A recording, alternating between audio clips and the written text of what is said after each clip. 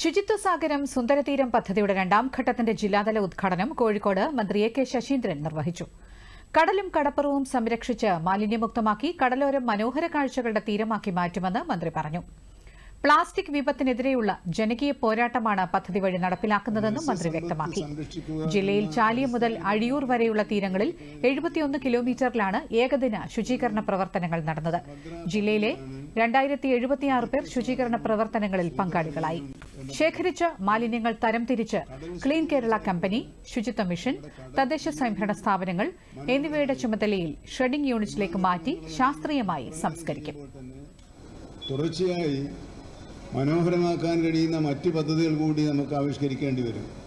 Fisheries ഡിപ്പാർട്ട്മെൻറ്റും Kerala സർക്കാരും ഈ ദിശയിലേക്കുള്ള ഒരു ചുവടുവെപ്പ് നടത്താൻ തീരുമാനിച്ചിട്ടുണ്ട്.